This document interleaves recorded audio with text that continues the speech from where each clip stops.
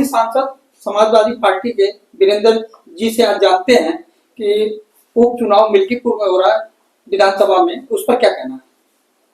देखिए, मिल्कीपुर चुनाव तो हम लोग जीत रहे हैं। भारतीय जनता पार्टी के पास लोकल कैंडिडेट नहीं मिला, वो गुजरात से आयात करके अपना कैंडिडेट बनाया है उन्होंने। तो इसलिए पहली लड़ाई तो हम लोग जीत गए हैं।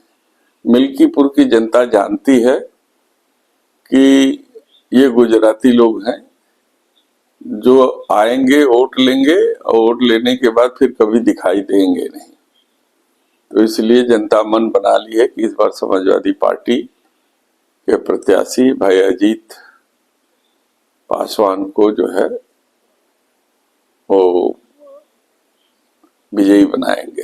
सत्ता पक्ष का कहना है कि समाजवादी का अता पता नहीं चलेगा, उनकी जमानत जब्त होगी, इस पर क्या कहना है? सत्ता पक्ष तो कहेगा ही कहेगा, क्योंकि उसको लोकतंत्र में भरोसा तो है नहीं।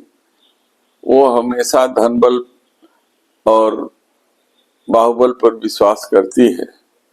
इस बार अधिकारियों के जरिए जिस तरीके से उपचुनाव में उन्होंने प्रयोग किया है, ये लोकतंत्र के लिए बहुत शर्मनाक बात रही है। जनता इसको देख रही है, समझ रही है, और हमारे कार्यकर्ता भी इसका मुकाबला करने के लिए तैयार है।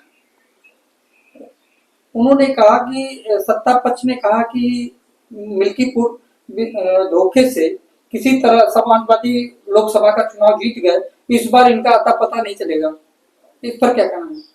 37 हमारे सांसद चुन के गए हैं, 37 धोखे से चुन के गए हैं। उनको खुद अपनी समीक्षा करनी चाहिए। लड़ाई दिल्ली बनाम उत्तर प्रदेश की है, और इस लड़ाई में देखते हैं दिल्ली जीतती है कि उत्तर प्रदेश जीतता है। चंदौली में ट्रेनों का ठहराव को लेकर बड़ी चर्चाएं हो रही थी। आपने लोकसभा में इस मुद्दे को बनाया था, लेकिन अभी तक ट्रेनों का जो मुगलसराय टू पटना रूट पर अभी ट्रेनें ठहर नहीं रही है, इस पर क्या कहना है? देखिए, मैं सबसे पहले चंदौली की जनता को धन्यवाद दूंगा कि उनके आशीर्वाद से पहली ट्रेन जो बहुत ही प्रयास के बाद दून एक्सप्रेस चंदौली के मझवार स्टेशन पर रुकने लगी है। मुगलसराय से हावड़ा वाया पटना की रूट पर, जहां तुलसी आश्रम और धीना स्टेशन पड़ता है, सकलडीहा पड़ता है, इन स्टेशनों से हमारे किसान, मजदूर और गरीब तबका रोजी रोटी कमाने के लिए शहर आता है और फिर शाम को अपने घरों को लौट जाता है। लेकिन ये सरकार गरीब विरोधी सरकार है। लाख प्रयास करने के बावजूद अभी तक इस सरकार ने हमारे अनुरोध को स्वीकार नहीं किया है। मैं 3 बार व्यक्तिगत रूप से जाकर के रेल मंत्री से मिला और रेलवे बोर्ड के चेयरमैन से मिला। रेलवे बोर्ड के चेयरमैन और रेल मंत्री जी बार बार आश्वासन देते हैं कि हम शीघ्र ही ट्रेनों का ठहराव वहां करेंगे। हमने उनको बताया कि दवा इलाज के लिए भी गरीबों की सवारी हमारी भारतीय रेल है।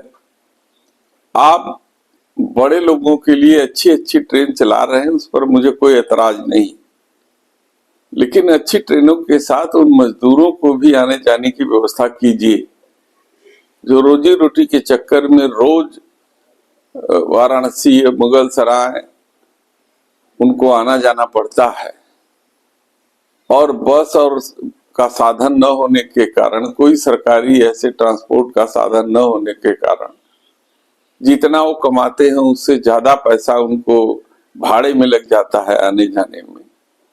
यदि वहां ट्रेनों का ठहराव सुबह शाम होने लगे तो सुबह ट्रेन पकड़ करके वो अपने जो है कि काम के स्थान पर ड्यूटी पर जाएं और शाम को ड्यूटी से छूटने के बाद वो अपने घरों को लौट सकते हैं।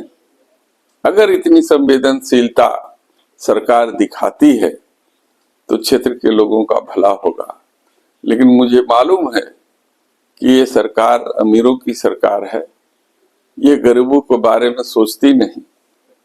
वो जो है कि हीला हवाली करती है, लेकिन उनको शायद ये मालूम नहीं है कि चंदौली बड़ा संघर्षशील क्षेत्र रहा है और चंदौली ने जिस आशा और विश्वास के साथ मुझे सांसद बना के भेजा है, मैं उनको चैन से बैठने नहीं दूंगा।